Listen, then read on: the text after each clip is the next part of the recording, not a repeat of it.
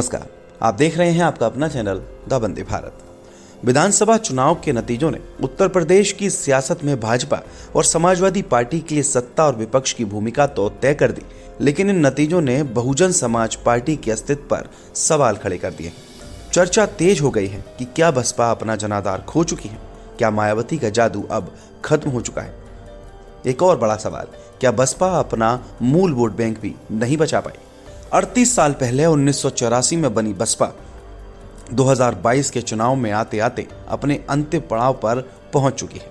ऐसा लगता है जिस बसपा ने 2007 में उत्तर प्रदेश में भारी बहुमत के साथ सरकार बनाई थी, वही बसपा 10 साल में सिमट कर एक विधायक पर आ गई।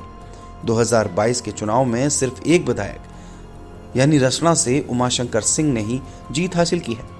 बसपा के बाकी सभी प्रत्याशी चुनाव हार चुके हैं। 2017 के चुनाव में बसपा के 19 विधायक थे, लेकिन 2022 आते आते बसपा में 3 विधायक बचे थे।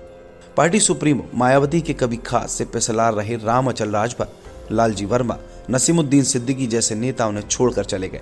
बसपा जिस सोशल इंजीनियरिंग के सहारे सत्ता का सुख भोग चुकी है, वह सोशल इंजीनियरिंग का फॉर्मूला 2012 के बाद ऐसा पटरी से उतरा कि आज बसपा का अपना मूल वोट तक जा चुका है। दलितों में राजनीतिक चेतना जगाने के नाम पर काशीराम ने बसपा की स्थापना की थी। दलितों में चेतना और राजनीतिक एकता बढ़ाने के लिए शुरू किए गए काशीराम के मिशन को मायावती ने राजनीतिक मुकाम दिलाया, लेकिन 2012 में सत्ता गई और 10 साल बाद 2022 में मायावती एक विधायक के आंकड़े पर सिमट गई। चुनाव दर चुनाव बसपा का गिरता ग्राफ 2022 के चुनाव में बिल्कुल खात्मे पर आ गया। अगर आंकड़े में समझें तो 1990 के बाद से बसपा ने अपने वोट बैंक में धीरे धीरे इजाफा किया। 1993 से बसपा ने विधानसभा चुनावों में 65 से 70 सीटों पर जीतना शुरू किया।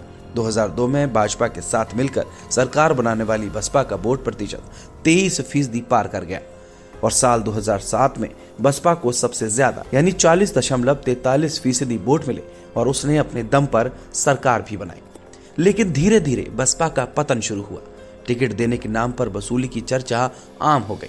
खुद को दलितों की देवी के तौर पर स्थापित करने के लिए नोएडा लखनऊ में स्मारक तो बनवाए, लेकिन दलितों के उत्थान के लिए ऐसा कोई काम नहीं हुआ जिससे दलितों के वोट रोके जा सके। इसी दौरान राम मंदिर आंदोलन के बाद से लगातार वनवास पर रही भाजपा की सत्ता में वापसी हुई तो उसने सबसे पहले बसपा के मूल दलित वोट बैंक पर निशाना साधा। हर विधानसभा में दलित वोटों की निर्णायक भूमिका को देखते हुए बीजेपी ने बसपा के मूल कैडर के नेताओं को पार्टी में शामिल कराया। ब्रजलाल, असीम अरुण जैसे तमाम अफसरों को बीजेपी में जगह दी। 2014 में वाराणसी से प्रधानमंत्री नरेंद्र मोदी के चुनाव लड़ने के बाद से ही ओबीसी और एससी वोटरों पर बीजेपी ने काम करना शुरू कर दिया। इसका नतीजा रहा कि 2017 के चुनाव में बसपा 19 सीटों पर सिमट गई और 2022 में तो बसपा सिर्फ एक सीट यानी रसरा सीट ही जीत पाई। साल 2022 में बीजेपी ने दोबारा सत्ता हासिल की तो इसका सबसे बड़ा कारण बसपा की कमजोरी और उसके मूल वोटर का बीजेपी में शामिल होना बताया जा रहा है। अगर आपको भी ये वीडियो पसंद आई हो तो इस वीडियो को लाइक कीजिए, शेयर कीजिए और हमारे चैनल को सब्सक्राइब कीजिए। नमस्कार।